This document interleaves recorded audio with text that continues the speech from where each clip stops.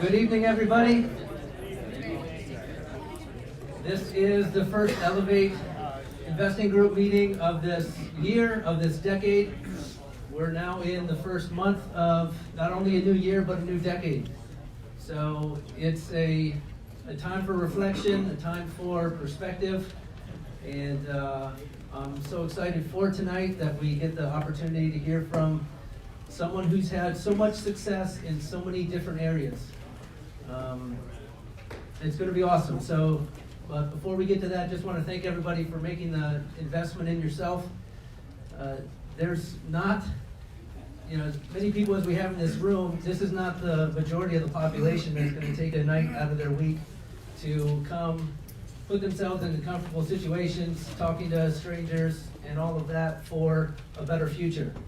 It's a lot easier to sit at home and turn on Netflix or whatever than make an investment in yourself and your future. So I just want to thank you and honor you for that. All right, without any further ado, we'll get into this exciting stuff. So the Elevate Investing Group and its affiliates do not provide tax, legal, investing, or accounting advice. This material has been prepared for informational purposes only. You should consult your own tax, legal, investing, and accounting advisors before engaging in any transaction. The material that follows should not be construed as an offer to sell or the solicitation of an offer to buy any security. We are not soliciting any action based on this material. It is only for educational, as Jerry likes to say, entertainment purposes. So, that was my attempt at a joke tonight. I thought it was very good. Try to do better next time. We have a sponsor tonight, so we keep these meetings free to not be a barrier to anyone to come out. But obviously, Eden doesn't donate this room and everything else that goes into tonight. So very grateful for Ethan Gibble. Done business with Ethan for a lot of years, and would like to introduce Ethan Gibble.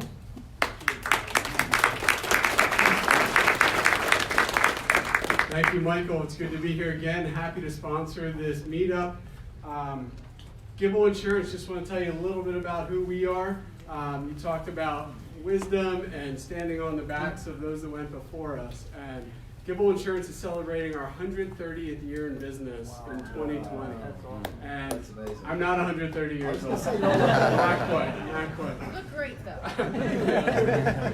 I'm fourth generation in this business, and it's exciting to see where we can go and what we can do in the future. But it wasn't my doing to get us to this point. But we are an independent agent based up in Lidditz, right here in Lancaster County. I've been a real estate investor for 10 years. It's a passion, it's a hobby of mine. I love it. I love networking with other investors. And that's why I'm sponsoring this group, because we've grown our agency to specialize in insuring investors, whether it's a single family, it's a home, it's a 10 unit, it's land, commercial property. If you're a contractor, liability, work comp, auto insurance, we do it all. And we have multiple carriers to find the best price and the right coverage for you. So as you're looking at your goals for 2020, controlling your expenses on your investments, give us a call. There's no cost to get a second opinion. Make sure you're protected. Make sure you have a fair and a reasonable price. So thanks for coming, and pass it back to Michael. Awesome. Thank you, Ethan. So you probably insure close to 100 units for us. Yeah, they've been awesome. He gets it. He understands investing. He does it. He shops a bunch of different agencies. So if you need any insurance in the room, snap a picture of that. The last slide will have his name and phone number. Are you around after? Cool. I think there's cards in the back. So very happy to refer you to Ethan Gibble. All right, we'll go through some announcements here. Purpose, Passion, Profit. So this is a book that Jerry and I were a part of with a gentleman named Kyle Wilson. Really amazing guy. We'll talk about him some more here in a little bit. But this compilation book was an Amazon #1 bestseller. Kyle Wilson's in it, Robert Helms, Jerry and I, and about 30 other business leaders. You can get them in the back, so we've had awesome feedback from this. You know, sometimes it's hard to come away from one of these meetings and know how to describe it to your friends or your family. You're like, hey, this was awesome, but I don't know how to like tell you, you know, what might be interesting to you about it. I'm always amazed. Jerry and I go to these real estate investing events. You know, we'll go to a 10-day cruise with the real estate guys, Robert Helms and Robert Kiyosaki, and just being mind-blowing time. We get home and sometimes I feel bad for my wife because she's like, hey, you know, so how was it? And I'm like, you know, I'm trying to come up with as much content. I'm like, let's go over to your dad's house. And Jerry, you know, can actually give her some content of the week because he's just wired that way, and I don't have the content. It's in there somewhere, but I just kind of process it differently. So sometimes it's nice to have something that you can give and say, hey, read chapter 7, Jerry's story, read chapter 14, Michael's story, and get to know these guys a little bit. So we're happy to sign them for you if you'd like. They're in the back. Other ways to connect with us, if you desire, is our Elevate Investor Club. So this is designed for investors who want to invest with a team approach. This is not the do-it-all-yourself, which is how we got started. There's a lot of advantages to getting involved with a professional team. So this is if you want a fully managed passive income opportunity. These are both public and non-public opportunities. And what's noteworthy about this is the SEC has a lot of stipulations on how we put investments together. Obviously, we put that slide up there at the beginning, you know, because we're not here selling investments or anything else. We can't even show you most of the deals that we do until we have a predetermined relationship to be able to evaluate if it would be a good deal for you or not. So the public ones, we can tell anybody, but most of what we do is non-public. So if you want to get involved with it, of course, there's no obligation. Some people sign up and, you know, they use the first deal or two just as an education. Like, hey, what does it look like to have a professional real estate investment put together by people who've been doing it for a long time, and use that to learn against the deals that they're looking at. So if you are interested, there's a 3-step process. So number 1, you have to indicate interest. We're not up here, you know, shoving everybody through the path of getting on this list. It's only if it's a blessing to you and you have interest. So you can let us know by seeing Julie, who is our rock star in the back. She would have been at there's the beautiful Julie. Hey, Julie. She would have been at the registration table. We have a feedback form on your chairs. It's a free event. We don't ask much, but we'd love to hear your feedback at the end. So if you could take a couple minutes at the end and fill that out, we'd be grateful for that. There's a checkbox on there if you're interested, and you can also snap a picture of that and email me. All right, so that's step 1. Step 2 is we'll send you a questionnaire through email for you to complete, and after that we jump on a phone call and just get to know each other a little bit. All right? And upon approval, you know, it's not, people a lot of times ask, well, what is the club? Like, are there events, you know, stuff like that? Basically, you know, it's an email list. So we need to vet everyone before they get on the list. And as we have opportunities, we can notify you. All right, that's the Elevate Investor Club. How many people in here were at the 2019 summit? Anybody? Oh, good, cool. Anybody that was there last year planning to come back? Awesome.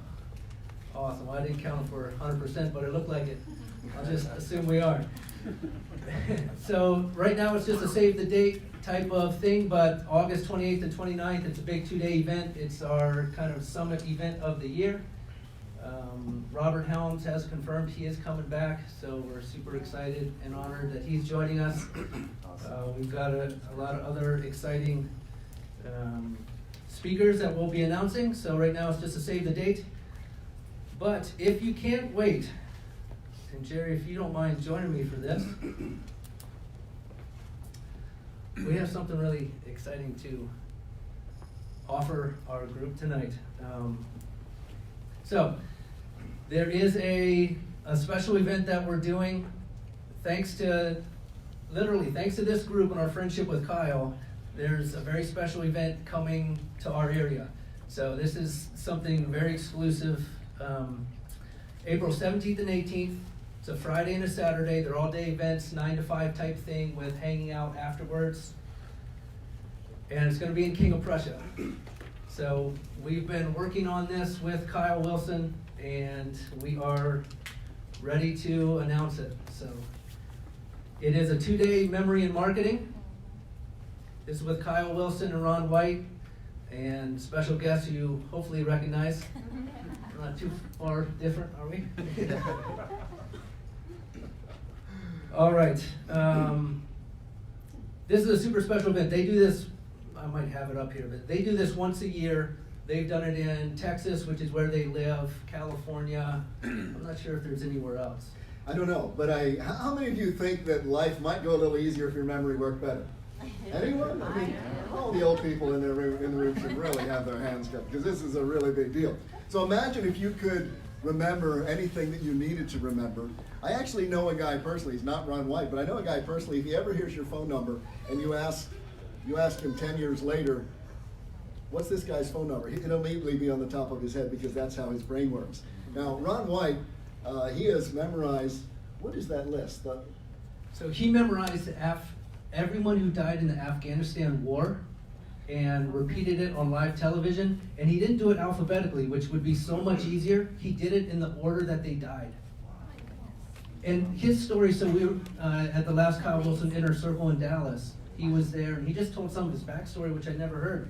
But he said he wasn't born that way. He came back from the war, and I think there was some infomercial thing of this memory system that he got online and put it into practice. And so he attributes it to his system as opposed to just being born that way. Well, that's good to know, because probably we weren't born that way. I'm just guessing that we weren't. I'm not guessing for myself, I know that. So a couple of times he actually did a several-day event where he wrote out all those names. Oh, wow. And I think it takes him like 2 full days. And he's just sitting there writing the names of all of these fallen soldiers. That would be a pretty amazing memory. He also did the Declaration of Independence, the full Constitution of the United States on July 4th on national television. Wow. Wow, that's impressive. That's a lot. By the way, how many of you know why a telephone number is 7 digits long? Because when they invented the telephone system, most people could remember 7 digits. Fascinating. So that's the average numeric capacity of most of us in our memory, which Ron's a little different than that. Oh, it's a little different. I'm hoping I will be too after these couple days. Me too. All right, so just a little bit about the guys. If you don't know them, a lot of you do know Kyle. Ron's a little bit of a newer face for our group, but Kyle was at our summit, and he's been instrumental in Jerry and I's life the last couple years and in the success of this group. So he's the founder of Jim Rohn International and Your Success Store. So Jim Rohn is one of the founders of the personal development movement. Tony Robbins looks to him. There's a number of names of the big people today that look to Jim. Pretty much anyone you ever would have heard of, like Zig Ziglar and all of these guys would have come out of this movement that was greatly influenced by Kyle. Yeah, if Kyle hadn't packaged and marketed Jim, I don't know what the impact would have been. So 18 years, Kyle was the behind-the-scenes person getting Jim in front of the world and putting the quote books together, the other books and products, which I think a lot of us are so grateful for. And he sold to Success Magazine back a number of years ago, and it's kind of in a different chapter of his life, but he worked with Jim Rohn, Darren Hardy, a lot of you guys know, Brian Tracy, Zig Ziglar, Mark Victor Hansen, Robert Helms. He actually told me today, shortly, he's going to Darren Hardy's house, Brian Tracy's house, to interview them for his podcast. So high quality, high connected guy, high value guy to be in these kind of relationships. All right, a little bit about Ron White. Jerry, do you want to read about Ron White? I'm going to have to look in this direction because I can't quite read that print there. So 2 times USA National Memory Champion, international speaker and trainer. He's been featured on Fox and Friends, Martha Stewart, Fox TV's Superhuman, and other television appearances. Over 5 million views on YouTube channel without ads. So A lot of accomplishments. All right, a little bit about what these 2 days are going to be. I mean, yeah, I'm so excited. These are two guys that don't do public events often, and they're coming real close because we said, hey, we have a group that's hungry to learn, and we think there'd be a lot of value. So I'm going to have to look this way for this one too. So Kyle Wilson, amazing marketer. Learn how to build your marketing list, product strategy, and funnel. Learn the strategy of how he took Jim Rohn from 20 speaking dates at 4,000 each to over 110 dates at 10,000 each the first year, and then 25,000.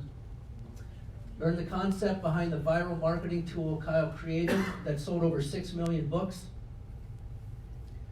Learn how to create your own strategic marketing wheel. Kyle has used this to coach Jim Rohn, Darren Hardy, Robin Sharma, Robert Helms, Ron White, and countless others. And then learn the 7 key marketing strategies to build your brand and your business. Ron Wright will help you easily remember someone's name and face when you first meet them and subsequent times in the future. That would be important. The times in the future is the important part. Increase your public speaking confidence by giving speeches from memory without notes. I can't imagine that. Memorize context of books and learn any topic 10 times faster. Remember what you learned from classes to maximize time and money spent on learning. Develop and maintain a sharp and healthy brain as you age. That would be amazing. Become a subject matter expert on almost anything in days, not months. Have a 300% increase in memory. Wow, that would be incredible. I just want to go. Any value to that? There will be for me. All right, so Kyle, again, we're doing this because of he's doing it for us, which I'm so grateful. And he's also given everyone in our group a limited time and special offer. So, all right. If I can just interrupt and Please say do. something about sales and marketing. I know a lot of you don't really think you're in sales and marketing. And personally, I always abhorred salespeople because my understanding was that sales was about somebody else trying to get me to do what they wanted me to do that was better for them than it was for me. And so I kind of developed an abhorrence for the whole concept of sales. But in reality, every success that we have in life is sales related. Every relationship we have is a sales opportunity because we presented ourselves to someone and either a relationship came out of it or it didn't. In essence, we were selling ourselves. Any of us who are married, we had to sell the idea to a beautiful woman that we were attracted to, that we would be somebody that she would want to spend her lifetime with. That is a hard sales job. More difficult for some of us than others. But my point is sales is absolutely everything. Everything we do has to do with sales. And you might think, well, yeah, but I buy real estate. But even when you're buying, you're selling yourself as the best buyer to the guy who's selling the project to you. And eventually, you're going to have to turn that into an income stream by selling it as a place that people want to rent, or you're going to want to sell it to somebody else. So does anybody think sales and marketing could be maybe a part of their future? Yeah, probably not. Okay, so. Here's the difference, though, between dirty sales and clean sales. Always give more in value than you receive in money. That's everything. That's how successful business works. Mm-hmm. So if you present an offering that's less valuable, or even less valuable to the person across the table from you. You know, I heard this thing, if, let's just say there's a tribal person who collected $500 worth of furs, and now they're coming to town to trade them in. Somebody has a painting worth $30,000. You know, is that good business to trade with the gentleman who has the furs? It doesn't matter that's $30,000 on the open market. It's worth zero to him. So there's no value for the fur owner in that transaction. But say you had a gun that was $50.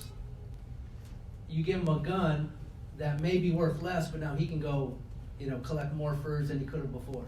So we think a lot in money, but if we thought in value and making sure that we exchange more value than we receive in currency, that's how sales goes healthy and not manipulative. So true. All right. So Kyle and Ron do this event once a year. Kyle told me today they sell out every time, usually within a week. So we're hoping it doesn't go quite that quick, but we're not sure. Ron does these events with Kyle, no one else. Ron's keynote speaking fee is $15,000. So for 1 hour of Ron's time, $15,000. But he and Kyle they go way back, they're longtime friends. They love doing these events together. Past attendees include a CEO who sold his business for $100 million, a principal of Google who brought his 3 kids, Zig Ziglar's son, Tom Ziglar. There was a whole list that have come. So, you know, I looked at that like, these guys know what's important for success in business, and if they're jumping into some memory stuff, I think I'm eager to sign up. One CEO paid Ron $100,000 to coach him on things he'll be teaching at this 2-day event, which is pretty cool. People will fly in from all over. I'll explain that a little bit. So the regular price of this event is going to be $497. Again, it's 2 full days of content. Kyle told me today that he and Ron hang out after for up to 3 hours per night. So if you want to come and stay, get to know them a little bit after, there's access there. There's special guests coming. So Kyle Wilson's inner circle, he did this strategically, is the day before. So guys like Tim Cole, if you were at the summit, Robert Helms, if their schedule allows, they said, hey, count us in. So that's exciting. And if you've been to Kyle's events, you know it's not a pitch fest. He's not the type to get you in the front door and then run you straight to the back of the room and just sell from the front of the room the whole time. It's content. So you have that. All right, for our Elevate Investing group, he's also including past attendees of the summit, and he's going to allow his inner circle this price. It's only $297. So that's an early bird, very limited time. I noticed that's a lot less than the guy who paid $100,000. I'm wondering how he's feeling about that right now. Missing a couple zeros, right? You're also able to bring up to 2 friends for $197 each as a bonus incentive to the first people. So first 20 people that register, Ron White's going to give away his online course on speed reading. So this is a full series. It's 30 videos on how to take your speed reading and retention to another level. That's for the first 20 people to register. All right, and to sign up, this is the one you want to take a picture of if you have interest in this. So when you get home tonight, elevate2dayevent.com. The capital letters in there don't matter. It's just to read it better. Elevate, the number 2, dayevent.com. Facebook people, you may not be in our group, but you're getting, Kyle said it was okay to not turn it off for them. So people on the Facebook Live can jump on this too. Actually, that's not fair. What if they're doing it right now? You guys are stuck in here without the thing.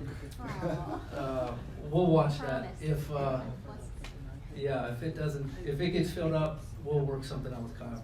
Well, if you took a picture How long of is it it now, good for, the early bird? Kyle didn't say. He said he's going to do it. It's going to be dependent on how many people jump on it. So I don't have a time on that. if you took a picture of it, I'm guessing you could log on right now as well. Just a thought. Except, internet. yeah, they don't have internet internet in here. You're gonna have the Wi-Fi? I do.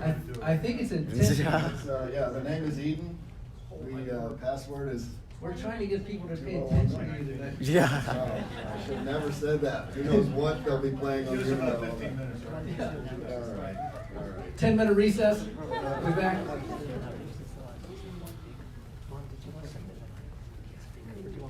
Okay, great. All right, guys, so we're super excited with that.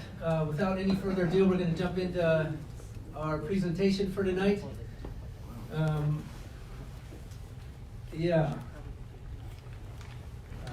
I'm supposed to be letting somebody else do the real intro, so try to keep my comments curtailed a little bit, but I have so much respect for this man. I think next year will be 15 years on our friendship. Really? That's amazing. Wow. 2006. Wow. So 2021. All right, let me read this. Jerry Horst is the founder and CEO of Vanguard Development Group and is engaged in the acquisition, development, design, and construction of various types of investment-grade real estate. Throughout 40 plus years of business, Jerry's development projects have exceeded $250 million. Jerry's also an active syndicator and co-hosts the Elevate Investing Group with myself, Michael Manthi, where we teach financial freedom and mentor others in how to syndicate real estate deals. Jerry and his wife Sue have enjoyed 38 years of marriage, have raised 7 adult children, and currently have 5 grandchildren. Several of his children are involved as the next generation of the family development enterprise. As passionate philanthropists and ordained ministers, Jerry and Sue have traveled the world, taking hundreds of people with them to open numerous orphanages, empower communities in developing nations, speak at gatherings large and small, meet with international dignitaries, and they're passionate about sharing those experiences with others. With that, Sue Horst, thank you. Okay, so Jerry, come on up. Oh, wow, okay. I have the privilege of introducing my husband, and it's been quite a journey with him. You know, we've had such a wonderful... Training was long and arduous. But I really honor and respect him as a man, as a businessman, as a leader in different spheres in this community and other places that he's been involved. So I honor him as his wife. He's a wonderful husband, and I really respect him as a husband and amazing father-in-law to Michael and our others. Jerry has a real passion to motivate people to think bigger, to think better, to look beyond whatever situation they're in, and know that there's a way out of it if you feel trapped. There's a way forward if you feel stuck. There's hope to your situation if you feel hopeless. And his heart is really to, tonight, help you to grab hold of truths and tools and things that have worked for him, have worked for us, so that you can take whatever's good and apply it to your life and run with it, so that you get real traction this year and can have the best 2020, even the best year of your life so far. So I'm so thankful for you. You're such a fun guy to do life with. He's my best friend. Yeah, he really is, and we love each other dearly, but we also love doing life together. So he was going to come rescue me tonight. I got stuck on Snake Hill Road. Who knows what Snake Hill Road is? Yeah, it's called Snake Hill Road for a reason, and boy, slick with those drifts. And he was going to come rescue me, and I said, no, you get in here. And thankfully, a man behind me could push me out. I was just going right for the snowbank, and I put it in reverse, and he told me what to do and pushed me, and I'm here. So anybody, if you have a more exciting story than mine, please come tell me afterwards. I know that everyone here is, how many are here for the first time? Put your hand up. Look around. Wow. I just am Amazing. so, we're just so, it's awesome to have you here. You're brave to come out on a cold winter night, and you're going to really find it worthwhile for taking the time and braving the weather and being here. So I've said enough. Jerry, thank you for sharing your heart with us. Zig Ziglar says, duty makes us do things well, but love makes us do things beautifully. I like that. That's good. Thank you, Steve. I am married to that amazing woman for 38 years, and she is the absolute joy of my life, and we fall in love more and more every year, which is not something I ever thought was possible, or did I see modeled anywhere else. So to me, I've always said that she's the second best gift the Lord ever gave to me. The first gift, of course, is him. And I'm so thankful to do life with this amazing woman. So thank you for coming this evening. It's absolutely amazing to have all of you come out on this night when there were so many accidents and snowdrifts and stuff going on. The reason Sue was on Snake Hill Road, that is not the way from our house to here. She was going there because the babysitter for Michael's children had had an accident on her way to babysit. And so Sue needed to run to their house to get some things to bring here because Kristen couldn't come. And on the way, she got stuck and almost had an accident. And so I said, why don't I come and get you out? And she said, no, don't do that. So she didn't want me to end up on that same hill. So thank you for braving the winter and for coming out and for doing this tonight. You know, how many of you realize this is the beginning of a new year and of a new decade? Now, come on, do me a favor, raise your hand, act like you're actually listening to what I say, because it'll go a lot better if you play along with my carrying ons here.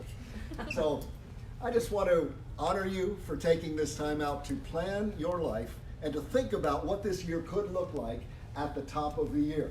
And I want you to know that you are much more than what you think you are. Say that to your neighbor. Just look at him and say, you're much more than you think you are.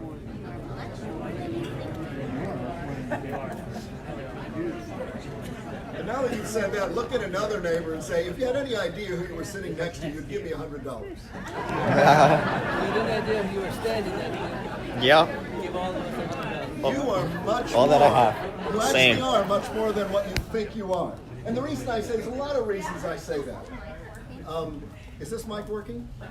I don't actually need a mic. I But, didn't think so. oh, it's red. That's not good. That must mean stop talking. Okay. That's That's good. Great. Okay.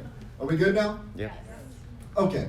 There's a couple of points I want to make about who you really are. It's really important to understand who you are, because if you don't know who you are, you won't know how to live your life. And you'll live at a far lower level than what you were created and meant to live. And like many of us in the room, I believe that I was created by a creator, and therefore my highest calling is probably to create. And I love creating, and I think that's one of the most powerful things that any one of us can do in our lives. And we all have many different activities that we get involved in, and a lot of business activities is simply moving things around. But at the end of the year, what really plays to the bottom line of the gross domestic product is the creation of new products. Am I right? And so I want to encourage you to think of yourself as a creative creator tonight. Can you do that? Let me take it a couple of steps further. We're mostly aware of our thoughts. Thoughts are things that go through our mind and confuse us sometimes. We wonder where that came from. Maybe it was something you ate last night. Who knows what it was? And sometimes it's a real mystery for the thoughts that go through our minds. But we tend to think that that's our reality, and that's the depth of who we are and the depth of our relationship to everything around us. But something is very interesting I want to encourage all of you to do, not now, even though you're on the internet, so please don't do it now, but sometime when you get home tonight and you're really bored, just type in, what percentage of my thoughts are conscious? And you find immediately a window comes up and it says 5% of human thinking they're consciously aware of. 5%. Now, if you're aware of 5% of who you are, guess who you really are? You're about 20 times who you think you are. Do you believe that? Does that seem remotely true? It is true.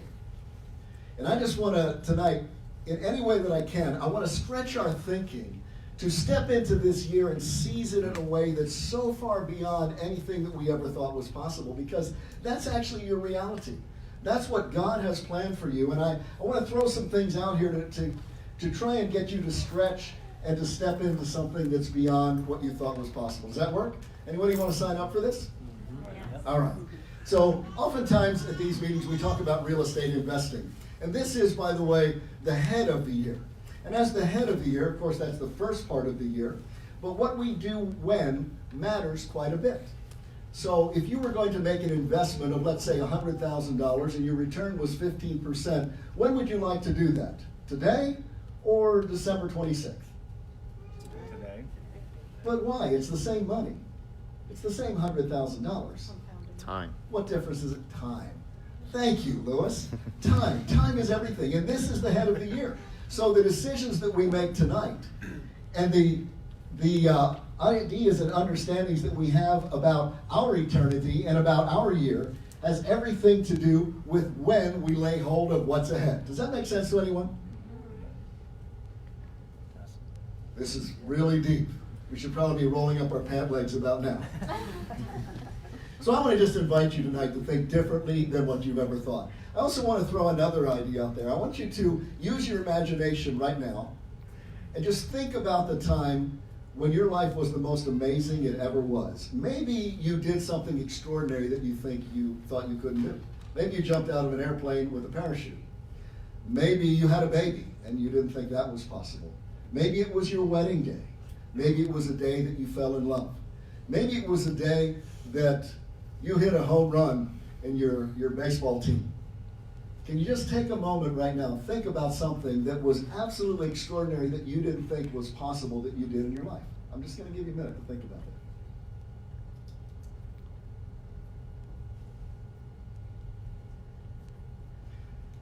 You got something? Okay.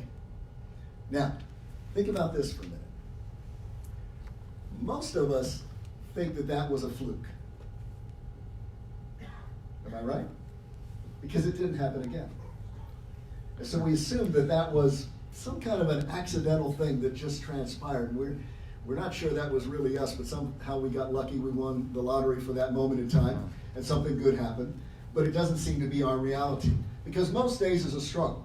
Most days we get up and we struggle just to get to the place of feeling okay about getting out of bed, of going to work, of putting on enough enthusiasm to show up at work with a happy face and to bring ourselves to our best selves to the table. Are you following me? And so most of us think that our real reality is somewhere between our best day and our worst day. Isn't that true? Most of us think that's who we are. I want to just help you to see a different picture of that tonight. I happen to see this Amos guy in the second row here in the front, who I know is an amazing runner. He's like a world champion. Everybody give it up for Amos. Give it up for Amos. All right, so I happen to know that Amos is he's like the world champion runner. And Amos has run several 100-mile marathons, which is actually more than I myself have run. I know you find that hard to believe, but I'm telling a true story. So when you run a 100-mile marathon, that's different than anything else that you've ever, that's got to be up there on the most amazing thing you've ever done, isn't it? And the most horrible. And the most, you weren't supposed to say that part, so it's probably, we'll just scratch that from the recording there. It was the most amazing thing that Amos ever did. But that's not every one of his days. There were other days where he was probably shoveling out the stable from the horses or the whatever's in those stables. And those experiences are different than those top of the mountain experiences. Am I right? And there may have been days, I don't know this about you, but there could have been a day when he had a ruptured appendix and he was in the hospital for a week. That has happened to some people that I know. And so most of us think that our reality is somewhere between those two extremes. Does that make any sense? No, that's not your reality. If you looked at Amos, you would say his real reality is he's a 100-mile marathon runner. That's his reality. And what do you do with the other stuff that didn't go well? That's irrelevant. That was all just background noise. But who he really is the 100-mile marathon runner. Am I right? Some of you are having a hard time getting along with this. I am right. Okay, just go ahead and say it. Go ahead and say it. Everybody give me a big applause. Yes, that's amazing. Yeah, Everybody, right. Wow, that's incredible. I never had a thought like that. That's just absolutely amazing. So I am right. I know I'm right. You might not, but you'll figure it out later tonight when you're alone in your room. So the reality is that Amos is a 100-mile marathon runner, not that he's an average of somewhere between that and being on a hospital bed. And your reality is you are the person on the most amazing day that you can remember in your life. That's actually who you are. The rest of it is noise, and I would call it spiritual sick days. Just as we have physical sick days sometimes, our spiritual reality is actually the 95% of the thoughts that we don't know about, that we're not conscious of. But that is who we really are. And so I want to talk a little bit tonight about bringing your best reality to the table. Does that make sense? So there's so many things that I could talk about, and by the way, I'm not a speech writer. I don't write speeches. I don't memorize speeches. I rarely think about what I'm going to talk about before I get up and talk. Unfortunately, I had the misfortune of being very sick this week. I got a flu, which some of you probably have also experienced sometime in the last, who knows when, Saturday night, which left me more time to be sick and thinking than I normally have before I speak. So I apologize if I put too much thought into this. So I'll try just to move along.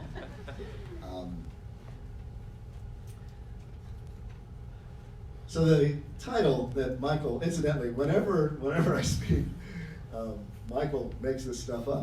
He sends it out. You're not supposed to say that. And he sends it out. So I probably heard about this about the same time you did. So how being intentional can change your life. What a great title. I love that idea. And then we should all be intentional. In fact, years ago, I actually put on my desk, be intentional. I printed it out in large type on a printer and taped it to the side of my desk. Now, you might be the kind of person who puts sticky notes up everywhere. I hate that. It just makes the house look messy. Please don't do that. That's just terrible. But every now and then, if something is something that I really need to move towards, I'll actually print it out and put it up there. So being intentional is one of those things that I actually take to my desk. And to be intentional means simply that you've thought about it, that you know where you're going and you're moving in that direction, that you have consciously planned what you're doing and where you're going. And we can either take that position in life, or we can take the position of, well, I'll just respond to whatever happens. Now, when you're going to get in a car and drive someplace, is that how you do? Do you say, well, I'm just going to drive down here. If the grass is green, I think I'll drive over that way, and then if it's snowing, maybe I'll turn around and I'll go this way? No, we're intentional in everything in life, aren't we? Almost everything, except the important things. Except the important things. And so before I go any further, I want to play a little video that Michael and I saw with our wives when we did the Real Estate Guys Create Your Future Goals Retreat. This is an amazing retreat. It's coming up on the 17th and 19th in Lake Las Vegas. And if any of you want to take your vision to another level, I encourage you, and Michael encourages you, to go to this goals retreat. It will blow your mind. So I found this on YouTube. There's several versions of it. And it talks about life and time. And so let's take a moment to watch this together.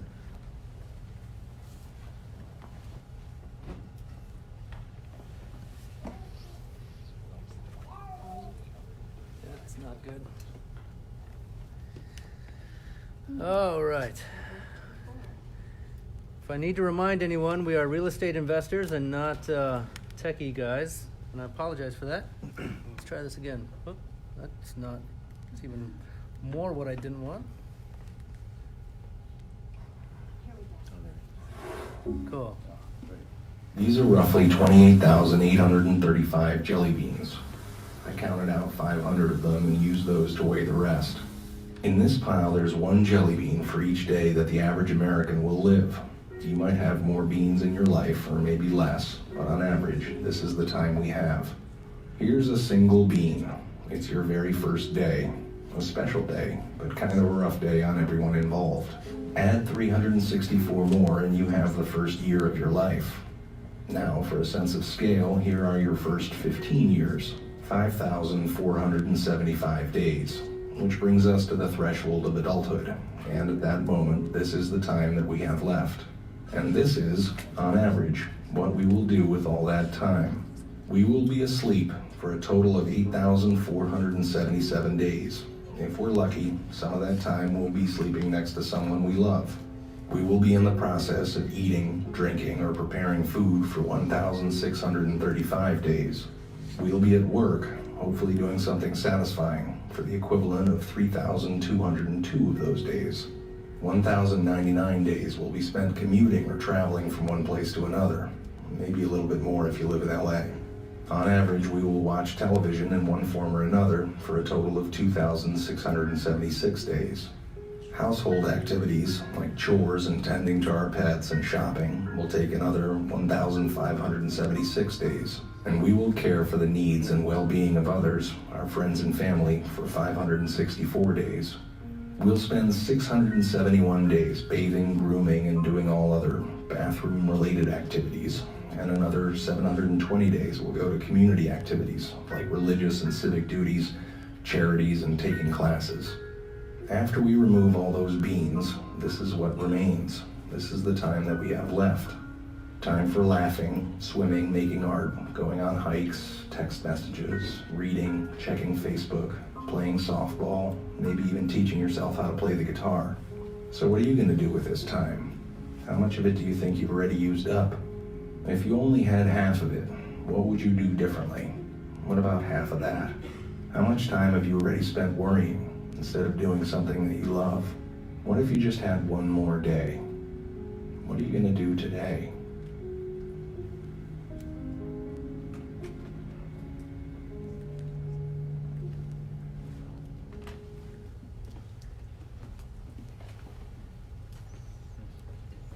Well, that's something to think about, isn't it?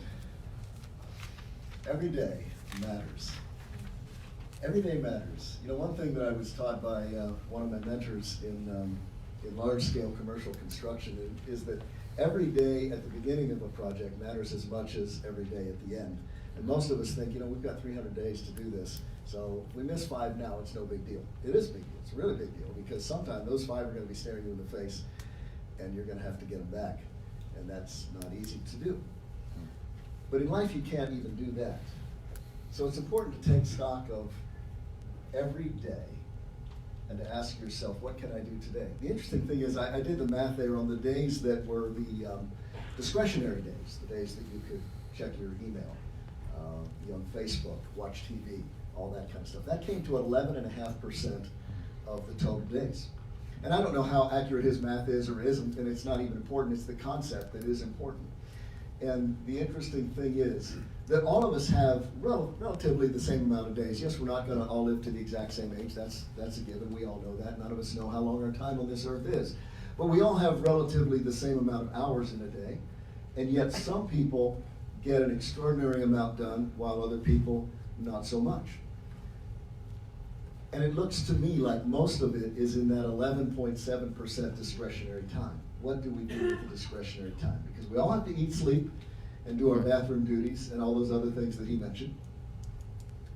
So what do we do with that 11 or 12%?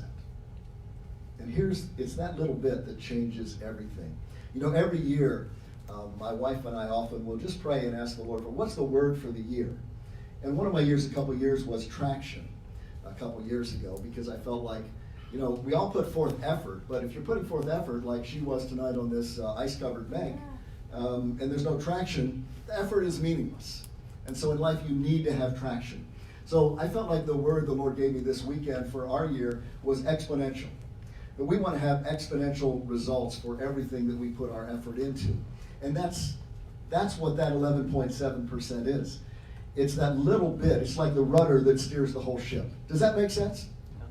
And so for each one of us, we can decide how much we're going to do with that discretionary time that's going to change everything about the course of our lives. Here's the thing. Think for just a moment.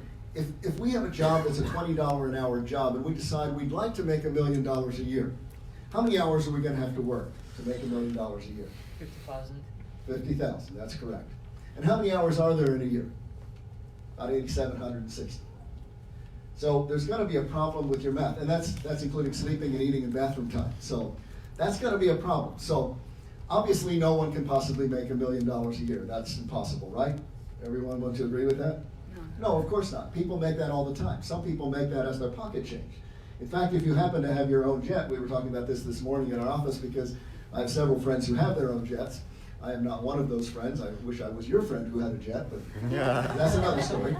But you really don't want to own a jet unless you have $1 million to blow a year, because it's not whether you can afford the jet, it's if you have $1 million to waste every year, because that's what's going to disappear just in the expense of owning it. Kind of like changing oil in a car, you need to have $29 every like 6 months or so. And it's kind of like that with the jet, only the numbers are much bigger. So my point is, there are a lot of people who have so much excess money that means nothing to them. And so the idea here is you're obviously not going to be able to work 50,000 hours a year, but it is very, very possible for you to make $1 million a year. Look at your neighbor and say, I can easily make $1 million a year. I could easily. I can easily make You're going to have to think I'll make $1 differently million than what you a do, year. but you can very easily make $1 million a year. So I want to encourage you to do a couple of things. Sue and I are very intentional about our lives, hence the title of the meeting this evening. We actually are very intentional.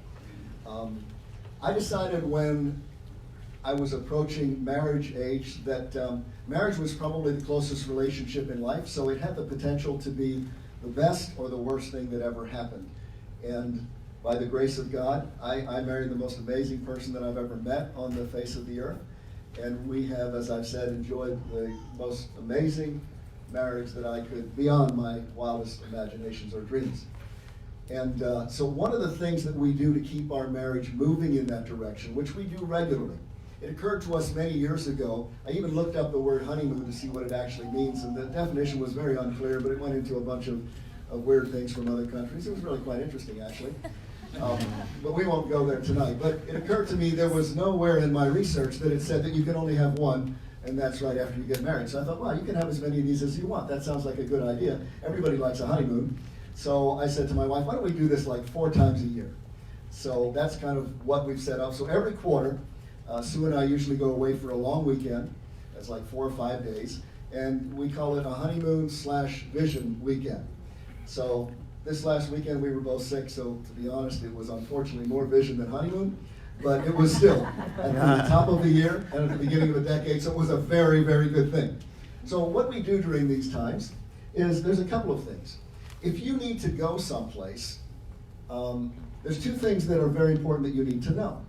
So if you're on a journey, there's 2 things you need to know. And this is easy, this isn't rocket science, but if someone's coming to your house that you've invited and they call you and say, hey, I'm lost, what do you say? Well, just turn left. No, of course you wouldn't say that. What is the first thing that you say to them?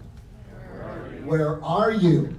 So if you're taking notes, and you really ought to be, I would highly recommend that you write down, where am I? Because there's no use in planning where you're going unless you know where you are. Make sense? Not rocket science. So the first thing you need to do is to know where you are. Now, how do you know where you are? Well, there's a number of ways. You can sit down and try and figure it out. You can ask your friends. You can ask your wife. You can ask people who know you. You can ask a lot of people, who am I? Tell me about myself. What do you think about when you think about me? And so that would give you some clues as to who you are.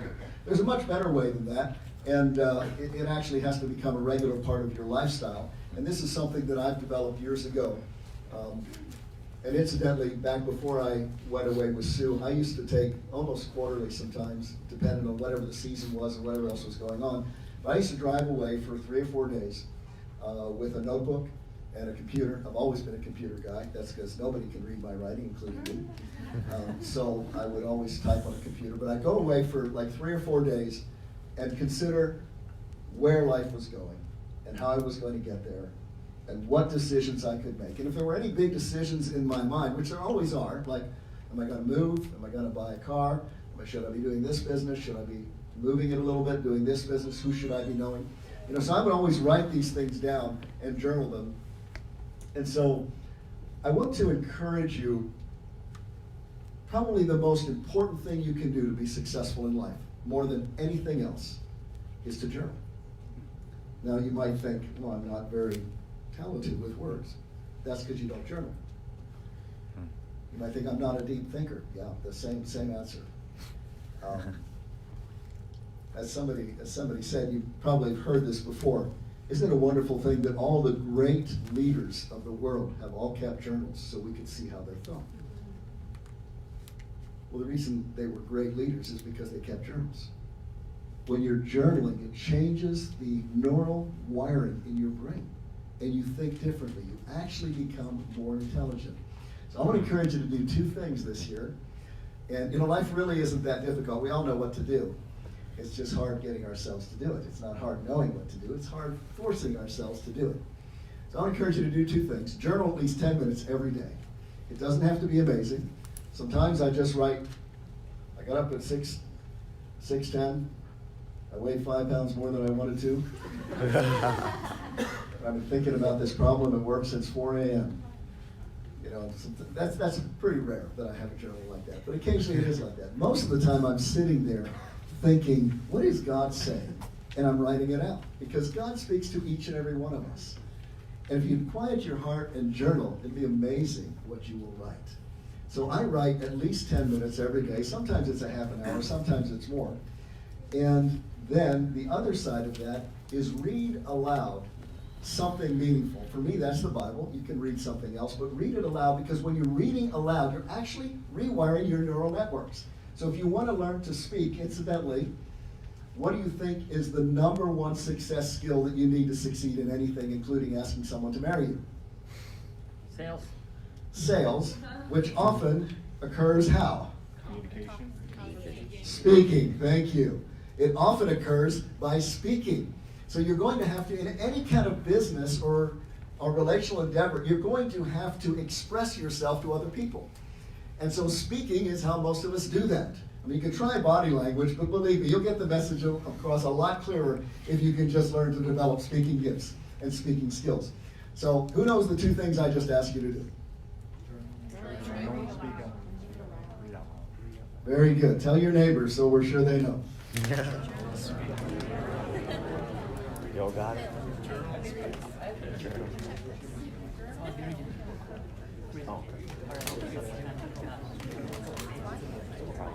Okay. Thank you. So if you'll start down this path, by the way, most people who teach journaling and who will tell you to journal will tell you it's very important that you journal with a pencil and paper and not with an electronic device, because you'll get distracted and you don't have the same emotional and psychological engagement you do with an electronic device. I disagree with that 100%. And you just have to know what works for you. I'm not making jokes. It's just, honestly, for me, I tend to read my journals, and I do read them. And I'm amazed at what I find that God spoke to me. And a lot of the secrets to where I go with my life and where real success is found, I wrote in journals before I knew what I was doing. I wrote them before I did them, and then it occurred to me a month later, wow, this is that. This is amazing. This actually happened. So this weekend, Sue and I were away, and because we weren't feeling well, and it was pouring down raining where we went, so we sat in the hotel room all day Friday, and for 10.5 hours, I read my journals. And I was hoping I'd get through the whole year in by lunchtime. But by 10.5 hours, I was getting halfway through the 4th month. And I said to Sue, this is amazing. I had no idea that God changed our lives this much in 1 year. It was incredible. I had no idea that we had gone so far from where we were at in January, emotionally and spiritually and business-wise, to where we are now. It's like He answered all our prayers, but if I hadn't read the journal, I wouldn't have known that, because it happened so slowly. And even when prayers are answered, there's new crises for today, and so you don't necessarily be thinking about how good it is. You think about, man, I got to solve this issue today. Are you with me? You know what I'm saying? So I didn't finish my year's worth of journals, but when you read them, you can remember where you're going with your life, and you can see where you were and where you're going, and you can get a clear path to where you want to be going. Now, as Michael's already enumerated several times, we're very close friends with Kyle. Of course, we get his email. How many of you in this room get Kyle's emails? So I always read Kyle's emails because they're usually quite fascinating. And he said a couple of things around the turn of the year, and I'm always the kind of guy who tries to, I never want to just take life as it comes, because life will always give you enough to fill your plate. You don't have to worry about being bored. You're going to have stuff. You just need to decide, is this what I want my life to look like? And usually it's not. If you don't have a picture of what you want your life to look like and where you want to go, you'll be distracted with all kind of other things and won't really be moving in the direction that you see in your heart. There is almost nothing as important as seeing a clear picture in your heart of where you want to go and who you want to be a year at this time. And I'll say this, I'll just throw this out there. This is not meant to be mean, but most of us have in our hearts this idea that if I only had an extra, whatever it is, $10,000, $100,000, $1 million, $10 million, pick a number, it doesn't really make any difference at all. Most of us feel like if I just had an extra $1 million in my account that I didn't have any plans for, I wouldn't have any problems. That is so not remotely true. In fact, a good friend and mentor of mine says, if your problem can be solved by money, you've never had a problem. Because real problems cannot be solved by money. And there's a very sad truth that probably, I doubt that anyone in this room knows this, but probably the only billionaire in Lancaster County took his life last week. And he was young enough that he had no reason to do that. I don't know the story. I knew him well many years ago, did quite a lot of work for him. And he was the largest real estate investor in the area. And I haven't talked to him in 10 years. And I have nothing but respect and appreciation for him. And so I'm not going to make any comments on what I don't know anything about. But I'm going to say this. Having $1 billion isn't going to make the difference that you're looking for in your life or in mine. Does that make sense? To those of you who are young and married, I remember when I was first married, I was a horrible husband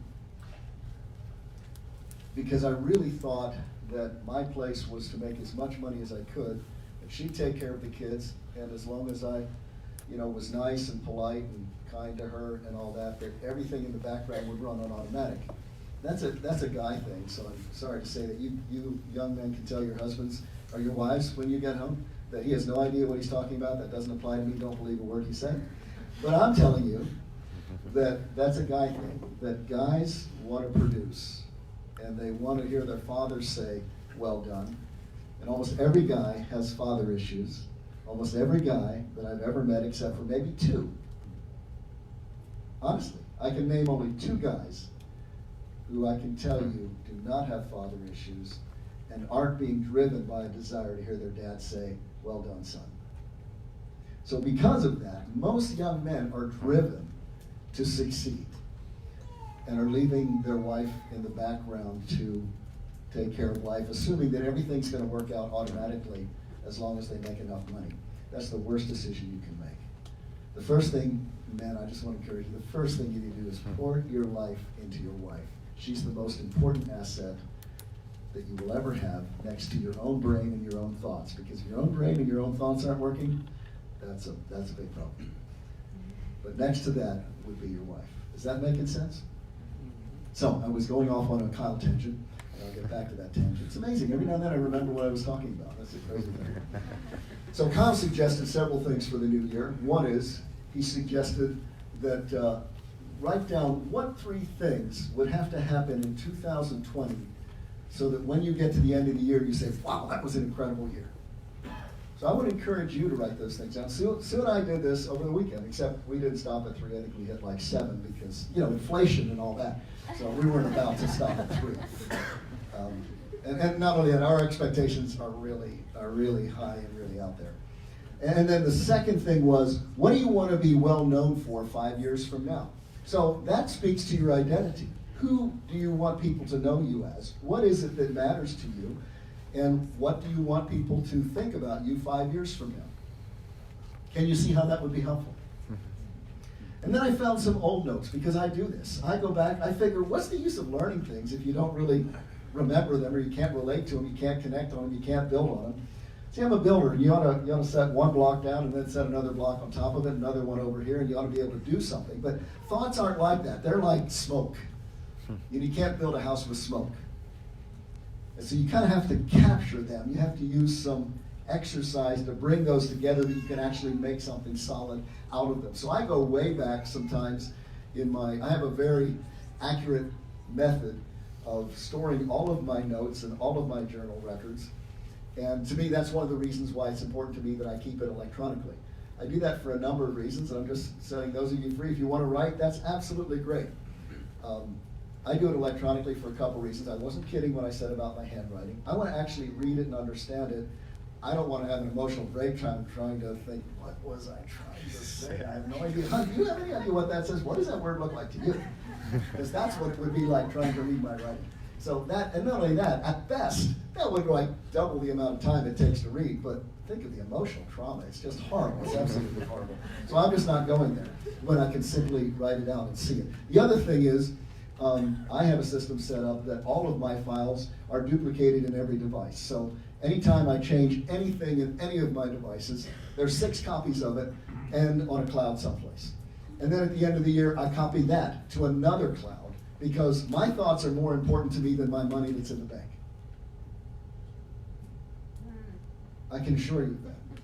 There is no question in my mind. In fact, one of the goals that I wrote for this year is I asked myself, at the end of this year, would I rather have an extra $1 million in the bank, or would I rather have wisdom in my heart and my mind? And that's not intended to be pseudo-spiritual Christian language. That's real. Because with wisdom, your wealth is unlimited. Money's only money. But with wisdom, you can create untold riches.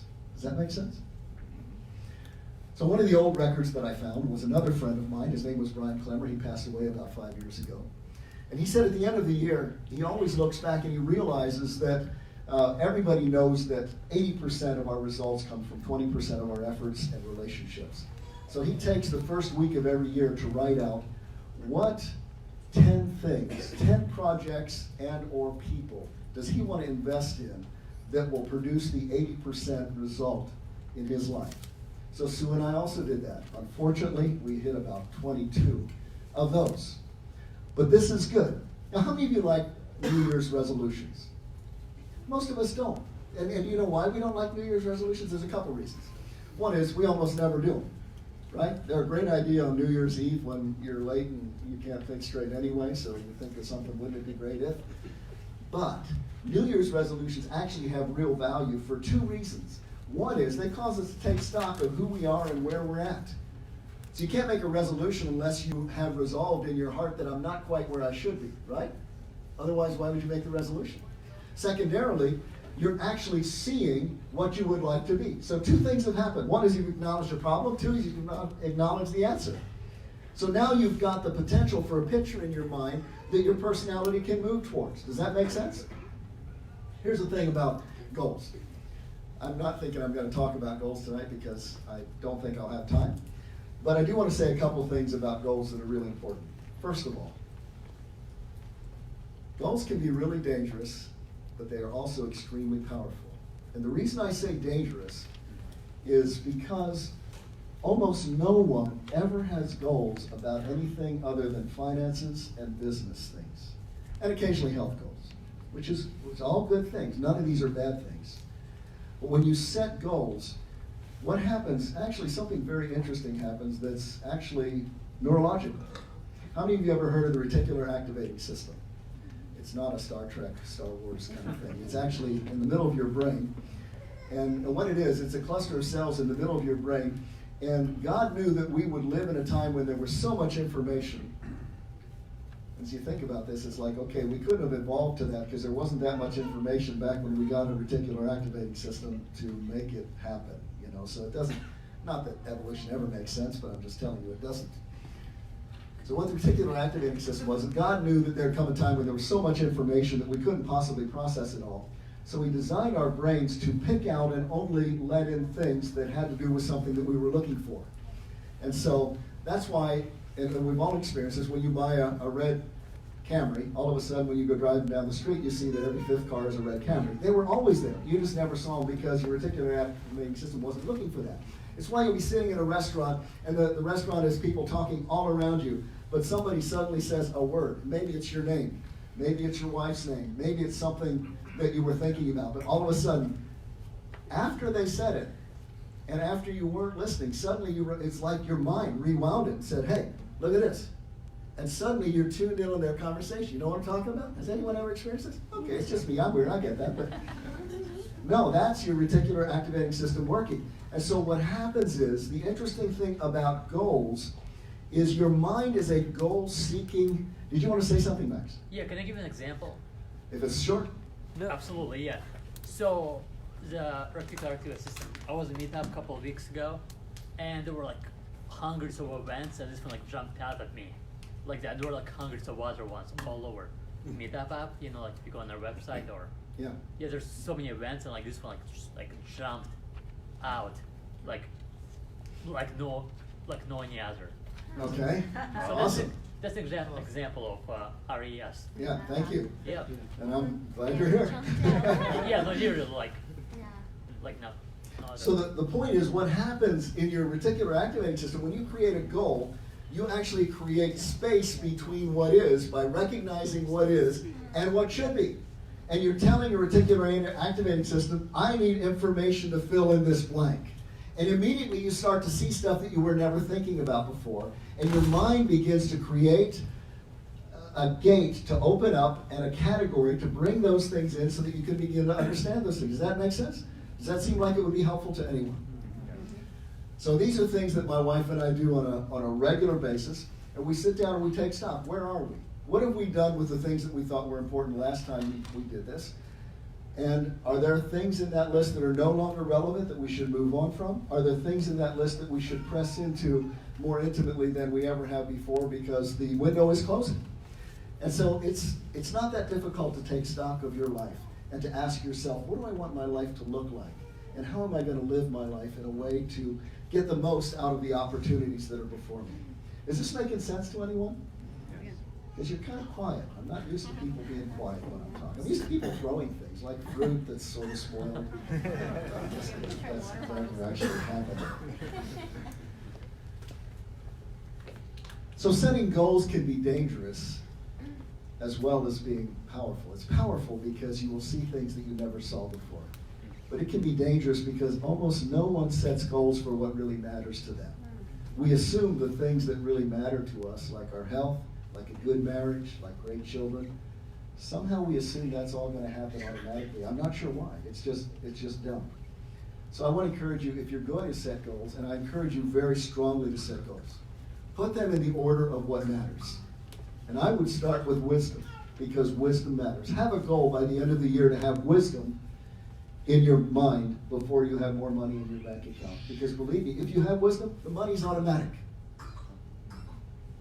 Somebody should have yelled. I mean, that was just great. That was incredible. It's like, yeah, totally, man. Yeah. Preach it, brother. If you have wisdom, the money is automatic. Preach it, brother. Thank you. All right, man. Secondarily, I would encourage you to have, if you're married, to have a goal to have the most in-love relationship with your wife beyond anything you can imagine, ask, or speak, because that's what God intended marriage to be like. Incidentally, if I can, how many of you are married in this room? So that's about some of you. Can I say a couple words about marriage without boring everyone? Who is anti-marriage in this room? Who would be offended if I talked about marriage? Anyone? Okay, so let me say a few things. You can have absolutely the marriage of your dreams. Many people say they intended to have a great marriage or they are committed to having a great marriage, but when you listen to them or you watch their relationship, it's more like they really are committed to being right, or they really are committed to having their way. Because you can tell what we're really committed to by how any of us act. We all live out our exact intentions. I hate to say that because oftentimes when somebody says, well, I intended to be there at 7 o'clock, but they came at 7:30, that wasn't the real intention. When I say, I intended to lose weight, but then when I saw that nice T-bone steak, I ate it, you know what? My real intention was actually eat the steak. It was only kind of a hopeful, wishful thing that maybe I'd lose some weight, but it's just not working for me because that's not my real intention.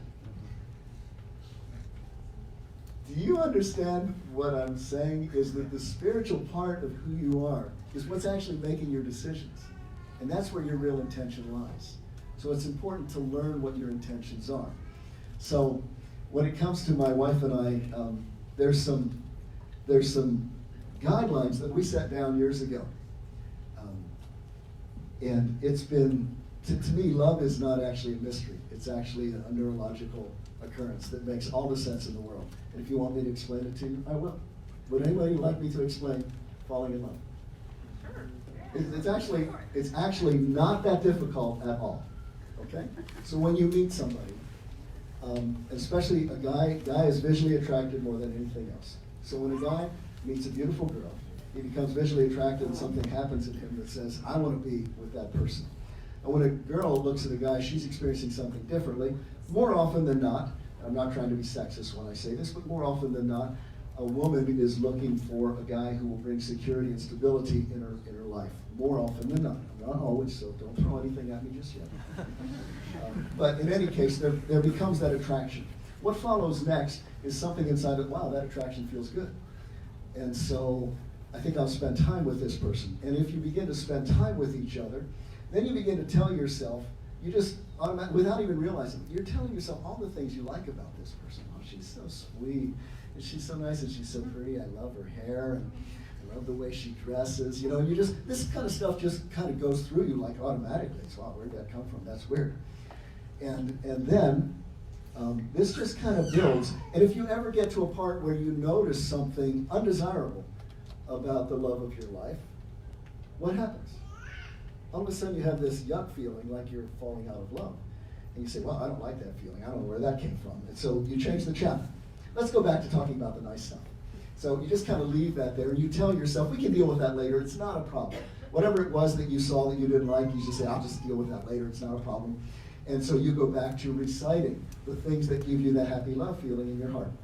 I can tell I'm really blowing a lot of you people into this guy is nuts. So I apologize. Please don't be too offended. I can assure you this is completely true. And you can come and argue with me later. But in any case, what happens to most people is they get to a place in their life where they say, I've noticed some things in my fiance, my girlfriend, that I'm not real happy about, but I'm sure we can take care of them later, because when I explain them to her, she will see the error of her ways, she will immediately repent and adjust her behavior, and all will be good, because it's as clear as the nose on everyone's face that I am right, because I see it, therefore I am right. And so you don't deal with that. You say, well, we can always deal with that later, because it'll be so easy and obvious. So after most people get married, and after a brief period of comfort, of enjoying the fellowship and the fondness of talking about how wonderful this love is and enjoying the happy feelings in the heart, eventually there comes a day, maybe you had a bad day of work and you're half ticked off anyway, and so you come home and you say, and she says something, which is the thing that's been irritating you for the last 3 weeks. I don't know, pick something, whatever it is. You stepped on the cat or whatever. And she says this thing, and all of a sudden, because you had a bad day, it comes out. And you say, yeah, I've been meaning to talk to you about this. You have this thing that you do when I come home sometimes, and blah, blah, blah, and I don't know why you do this, and you really need to change. And, strangely, rarely is the recipient of that kind of constructive criticism blessed. I don't know why. They should be really appreciative. You would think they would say, well, thank you, I never saw that before. How insightful of you to explain this to me. It never plays out like that. And so what happens is, usually she will pull away and say, well, that hurt, that didn't feel good. Of course, it didn't feel good to you either, and not only that, your plan of her changing has gone the opposite direction. And now, not only is there a black mark, it's a big black mark. And it's like, wow, there it is. Well, hopefully tomorrow she'll see the wisdom of my superior ways. That never happens, by the way. But what does happen is write this on your piece of paper. Whatever you look at gets bigger. Yeah. One of the most important spiritual truths. Whatever you look at gets bigger. So if you've got a problem in your relationship and that's what you're looking at, I can assure you, it's getting bigger.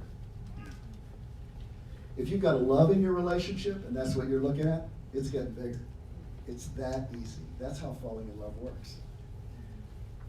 And so I decided many years ago, I remember it was the first year of our marriage, I decided to say to Sue one night, you know what, if we never solved any of these problems, I would be the most blessed man in the world to be married to you. And I would marry you 100 times over if nothing ever changed. Because as long as you're looking at the problem, it's going to get bigger. Does that make sense? So Sue and I committed to celebrate who each other were. One of our friends says the definition of honor is to celebrate who a person is without stumbling over who they're not. If you're looking at who they're not, if you're looking at who your spouse isn't, instead of celebrating who there is, I can assure you, you're falling out of love. You may not want to admit it, but you are. You're making a decision to fall out of love. Another thing I decided many years ago, guys are very visual. You're going to see what you're going to see. And you don't have to go looking for it, but you're going to find attractive people throughout the course of your life who you're going to look at and your head's going to turn or whatever. I decided years ago I would never ever let the voices in my head compare my wife disfavorably with any other person. Because when that happens, I'm choosing to fall out of love. You're responsible and completely in control of the thoughts that go through your mind. We're not animals. We're not pets. We're not dogs. We control our destiny by the decisions that we make. Does that make sense? I apologize if I've offended anyone. But you can have the marriage of your dreams. I can stand here with all honesty and tell you that never in my entire life have I watched a movie or seen a romance of any other person and thought, wow, I wish I had that marriage. ever. Not even close. Because I celebrate the gift that God's given me in this woman. And this is the only woman in my entire world. Does that make sense?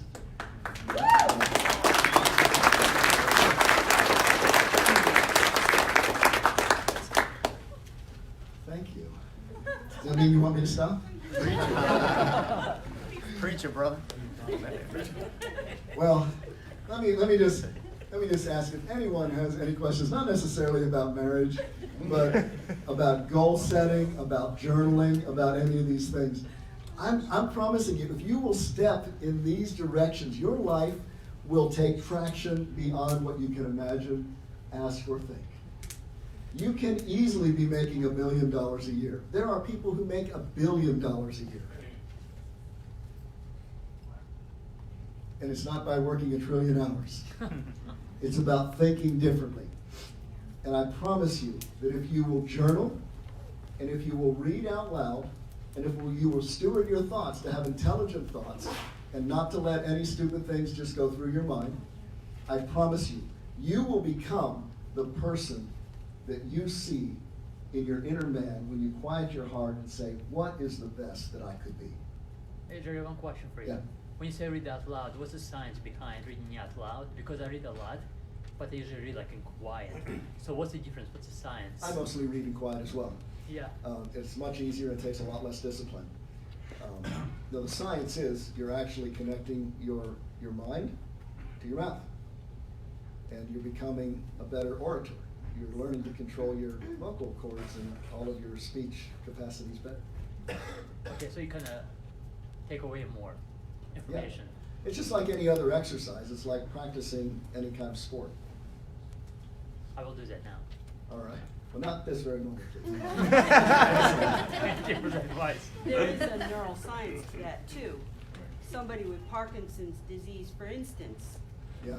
can say, I need to put on the seatbelt when I get in the car, but they can't do it because that intersection is blocked. Sure. But if their wife or husband says to them, why aren't you putting on your seatbelt, or can you put on your seatbelt, they can immediately do it. If they could say it, they can do it because it's a different Wow. pathway. It's a different That's pathway amazing. through your brain. Mhm. So sometimes you can not, like Michael said at the beginning, you're very verbal. He is not as verbal. He can't come back from the cruise and say all these things. But because it's different pathways for different people, and you're greasing those pathways so Mhm. that it's easier. That's good. Yeah, that's very good. Yeah. Somebody else have a hand up over there? Yes? Yeah, just a general comment. A lot of this stuff that you're talking about has been proven by science. Mhm. And it's funny how the more you the more science investigates the spiritual, the more proof is coming out Yeah. that this stuff that we've been talking about for a couple thousand years actually does make sense. It can be proven. It actually without a does. shadow of a doubt that circuits that fire together, wire together, et cetera. That's I so do true. a lot of reading on that too, and Yeah. it's fascinating. I'm just getting into it, but it's fascinating stuff. So thanks a lot for coming tonight. This was well worth my money. Oh, that's right, it was free. Well, I hope it was worth it. very, very much. Thank you. Thank you, I appreciate that. Yeah, it's so important. And also, it's important to read a lot. I read a lot, and when I'm not reading, I'm listening to audiobooks. I never, ever listen to the radio. I never, ever give my mind and my thoughts are my most precious possession, because everything that's going to happen in my life is going to start in my mind and in my thoughts. I do not permit garbage in my mind at all.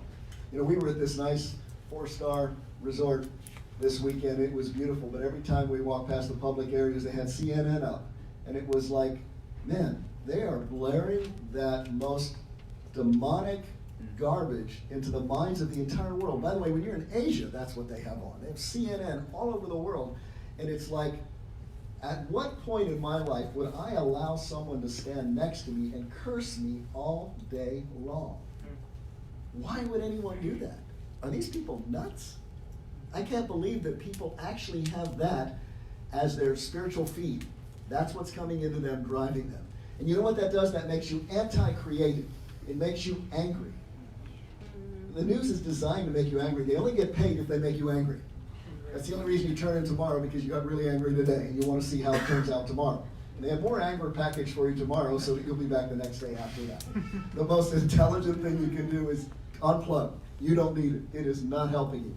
By the way, when you're watching videos and movies and when you're on Facebook, the opposite of journaling and reading out loud is happening. You are actually destroying your neural pathways that make you an intelligent being. And you are becoming more of a servant to the culture. You're becoming more of a non-thinking slave, a reactor to what's being programmed to you. That sounds like a really bad plan to me, and I would encourage you not to do it. By the way, if any of you want to ask any questions, that's fine. But while you're thinking about asking a question, let me say that next month we have an amazing guy coming. His name is Andrew Samuel. He's a guy who was born in India in utter poverty, and he moved from India to Zambia, which are two places that I've been to at least a dozen times, to both those places. So I have a lot of connection there. So I was amazed to meet this guy. He has now started his third bank. He's about 10 years younger than me, and he came here with absolutely nothing. And his second bank, he actually took over a bank and took it from, it's in his book. I think the number's something like, took it from like I don't remember what it was, a $10 million to $1 billion bank in a year. And he and I were having lunch, and I asked him to come and speak to us because how many of you have recognized that sometimes real estate investing involves debt? Have any of you had that experience? And I've been amazed to hear people talk about high interest debt that they take to make their deals happen. And I'm thinking, why not just know a nice banker? So I know all the nicest bankers in the area, and this is one of my favorites. This guy is absolutely amazing. And he was telling me how when I came to America, you know, it's amazing. Like, you guys have all this opportunity. You can do literally anything. And I said, yeah, but we don't know that. We're just regular guys. You came here and you thought this was the last land of opportunity. We thought this was the land of work. So we just did our thing and we worked. But you came here and you thought it was the land of opportunity. So you started 3 banks. Any of you interested in hearing from this guy? He is absolutely amazing. It will blow your mind. Any questions? Question, Jerry, on you said 2 very good things. You said a wisdom. Only 2. Wow, that was a long evening for 2 things. I'm so sorry. I can't get to them all. Okay. So the wisdom goal and a marriage goal. Now, do you have ways of measuring that, or do you not need to? That's a very good question. A lot of ethereal things are difficult to measure because it's hard to put numbers to them. You can put numbers to them if you like. What I do is I try to capture, in order to understand a lot of things, marriage, my spiritual state, my emotional state. By the way, you're only as creative as you are emotionally and spiritually sound. So those 2 states might seem like an annoyance and unnecessary, but that's where your life juice is. So either deal with it or be happy with what you got. So I actually, when I'm journaling, I try to capture those things. And I do that by asking myself, how am I feeling at this moment and why am I feeling that? And then I ask myself, what did I feel like my experience with God was today and why did I feel that? And I ask the same kind of questions about my relationship with Sue. Although to be honest, my relationship with Sue is so over the top. It always mind-blowingly exceeds my expectations. And a lot of that is because she's real. I mean, she's not ethereal. All those other things are real too. God is certainly real, but it's a lot harder to touch than Sue. So I'm just saying, it's easier. Did that answer your question or make any sense? Yeah. I'll make one. Sorry. I'll make one comment about that. You can't measure a great relationship. I mean, you can feel it, but one thing you can measure. For example, last year I made a goal to take each of my daughters on a date once a month. I made a goal to take my wife out on a date every 3 weeks or something. So you can put the effort into things measurable that will give you the outcome. I mean, if you go out on a date and you're on your phone, man, it drives me nuts. I go, take my wife to a restaurant and everybody's like on their phone, and so that is It is counterproductive. But It's something that's exciting, Amos, because you're younger, you've been married, fewer years than us.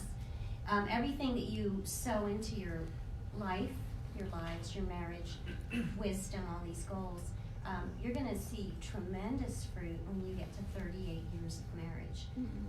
And we're excited for the fruit for the next 20, 30 years of our lives.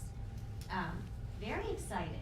Some of the things we're doing, even this year, we're going to do a remodel at our house because it fits into our vision and purpose for the next 20 to 30 years of our lives.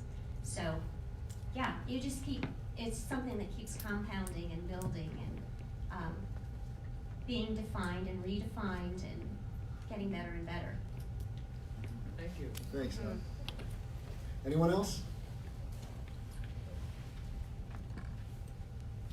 I'll say one more thing, and then I did have a thought. Could you talk about intentionality with your other relationships, especially your business relationships? That's good. Yeah, we actually plan a lot of that stuff together because everything involves everything.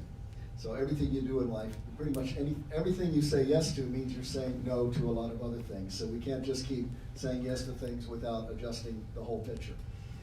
So Sue and I spent a lot of time together, and she's actually at all of our business planning meetings, and not so much because of her business acumen, excuse me, but because of her My M-Day.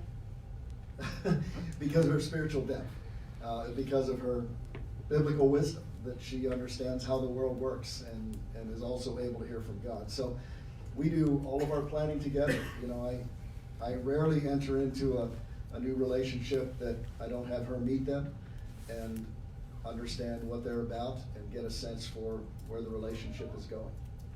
Does that make sense? Yeah, it keeps you away from a lot of relationships that suck the life out of you. Yes, it does. That's important, Yeah. right there. I made that mistake a few times. Now that I'm older, not so much. so one thing that I felt like was so valuable for tonight was shared a little bit about it in the email that went out, but sometimes our culture doesn't value the wisdom and experience of people that have gone before, and most other cultures in the world value that, and they make a place for the people that have more experience and more wisdom. So sometimes we can get so focused on making the best decision for today, or we're looking down at our little, our life and what we need to try to make happen. And the much bigger issue is what's the context and what's the perspective that you're viewing reality and your situation in. So I'm so grateful for Jerry in my life because, just like Sue said at the beginning of the meeting, there's an expansion because of who he is, the success that he's had, that my mind just expands. And I feel like for us tonight, that's happened. And that's one of the powerful things of getting around other people. You don't know what you don't know, but you want to pick those people carefully.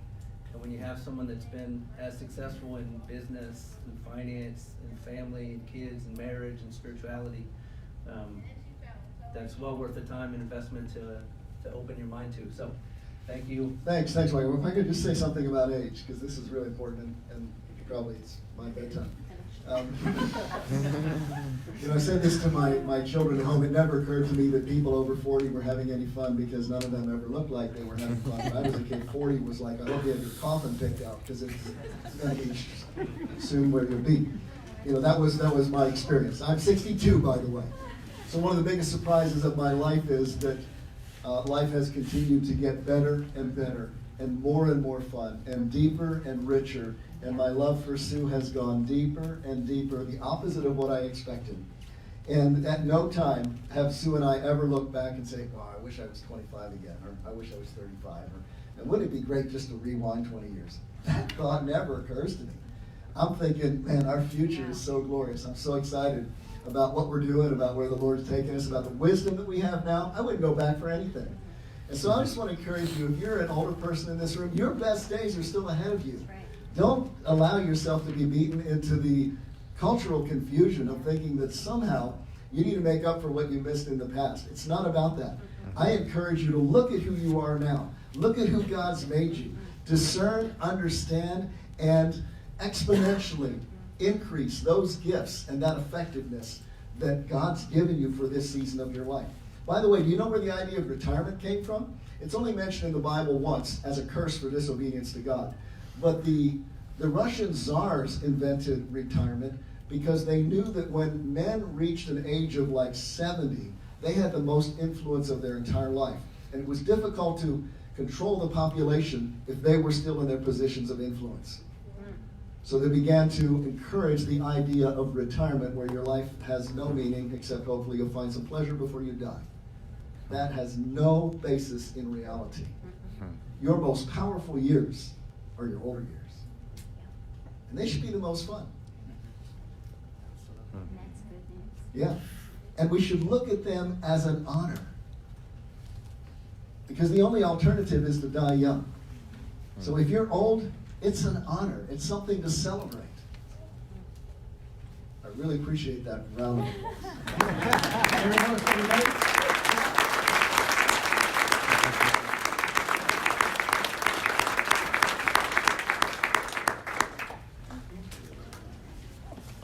That was awesome.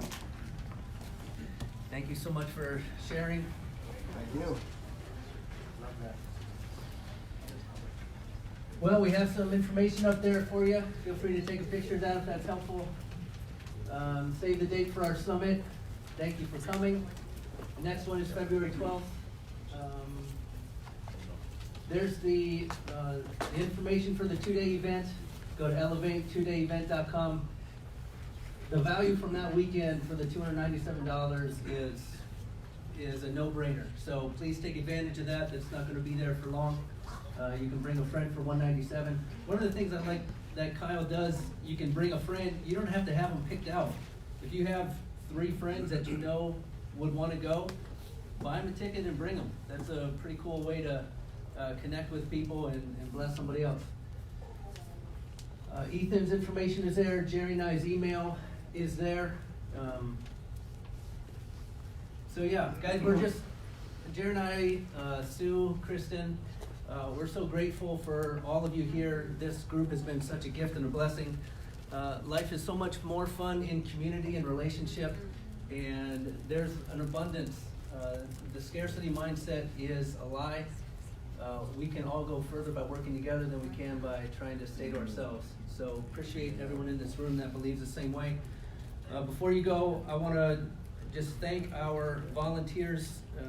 I'm so blessed that a lot of you guys have stepped up. Lewis for making the Facebook video possible. Appreciate you very much, man. Thank you. Jake Weiler, always faithful greeter, setting up, awesome investor, great friend. Thank you, Jake. Austin Mountain, appreciate your help, your generosity to always volunteer even before we ask you. Appreciate you. Look forward to working with you. Nate and Valerie, I'm not sure where you guys got to, but husband and wife kicking butt for us to get us prepped for tonight. Thank you very much.